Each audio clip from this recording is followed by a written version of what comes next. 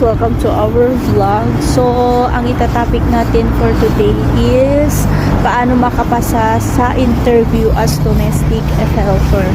So, yung tips ko na to or yung ibabahagi ko na to sa inyo guys is base na sa aking experience. So, ayun nga. At saka, yung mga mag-interview kasi sa atin is broker or kaya kadalasan is mga empleyado na talaga. So, ayun guys, ang payo ko lang sa inyo is kailangan nyo lang maging totoo sa sarili mo. So, pag unang video call mo pala is kailangan mag-greet ka sa kinakausap mo or sa mag-interview sa'yo.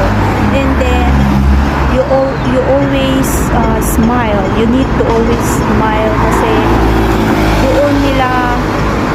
doon nila ibinabase minsan yung gusto kanila or hindi.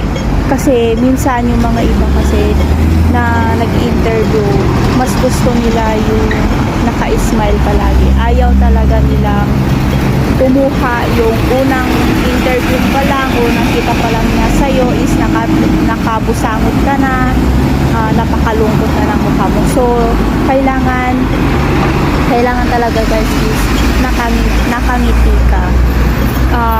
The way na magsalita ka, kailangan proper talaga. Wag kang matakot. Huwag kang matakot kung ano man yung mga itatanong sa'yo, basta magpakatotoo ka lang. Kailangan mo lang kasi magpakatotoo. Huwag kang maging plastic. Kasi guys, pagdating ng araw, pag yan yung magiging amo mo, tapos yung mga sinabi mo nung interview is hindi mo siya napanindigan or hindi naman totoo. So, yun, madidismaya lang siya. Tapos, doon na mangyayari yung ayaw ka na nila. Yung ganon. So, kailangan guys is always smile at saka kailangan nyong maging totoo sa sarili nyo. And then, next is kailangan mo lang sagutin yung mga katanungan ng mga mag-i-interview sa inyo. Kagaya ng introduce yourself, kailangan introduce mo talaga kung ano yung tungkol sa'yo, yung ganon, yung totoo lang.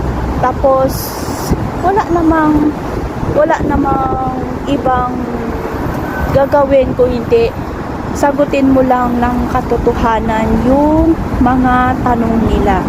At saka kailangan maging aware ka din sa mga tanong nila na kailangan masagot mo siya ng maayos at saka maintindihan mo din yung tanong nila. Example, pag hindi mo na unawaan yung tanong nila, pwede mong itanong ulit. Mag-excuse ka lang na itanong mo ulit yung tanong nila. Kasi minsan kasi yung mga nag-interview sa atin, lalo na pag mga Chinese din, minsan yung mga English talaga nila is andalalim or kaya hindi naman sila fluent kasi magsalita ng English. So, kailangan mo lang talagang intindihin yung sinasabi. Kaya pag nagpa-interview kayo, pag gusto na kayong interviewin ng amo nyo is kailangan nandun ka talaga sa isang kwarto na walang tao, walang nakaka-distract sa'yo. At kung maaari, mag-headset ka para marinig mo talaga yung sinasabi. And then, pagkatapos nun guys is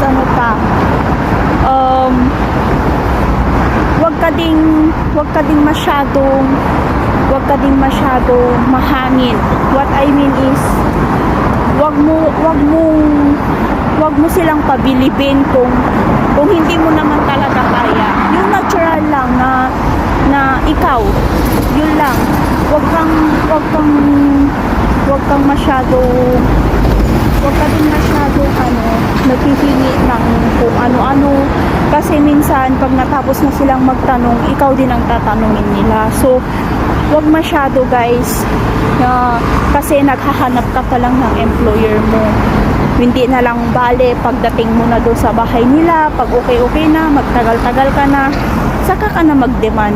Sa ngayon guys, kailangan mo talagang maging humble muna. Kailangan yung mga itatanong mo din sa kanila is hindi ano sa kanila, hindi nila mapapag-isipan na ay wag na lang kasi ganito yung gusto, yung ganun ba. Kasi minsan kasi mga ibang nag-i-interview, tatanungin ka nila tapos mapapaisip ka bigla na yun na lang yung isagot mo kasi yun yung gusto mo. Pero kailangan pag-isipan mo talaga kung yun ba talagang gusto mo isagot, yung mga ganun ba. Kasi doon ka talaga nila hinuhuli, kaya minsan di na lang talaga nila gusto yung sagot mo, doon ka nila inaayawan. So yun lang. You always smile guys, magpakatotoo lang talaga kayo sa sarili nyo. Sagutin nyo lang kung ano yung mga katanungan nila, and then pagkatapos na ng interview mo is magpasalamat ka, and then yun palang anuhin mo sa kanila is kailangan mo din pag sinabi nila na sige na, bye-bye na, so kailangan mo din sabihin sa kanila na sana pag ikaw yung mapili nila, bigyan ka ng pagkakataon na pagsilbihan yung pamilya nila. Yun yung mga gusto kasi nila, na i-assure mo sa kanila na aalagaan mo at gagampanan mo yung trabaho mo na ibibigay nila sa'yo. So yun lang guys. Thank you for watching again. Have a good day. Bye!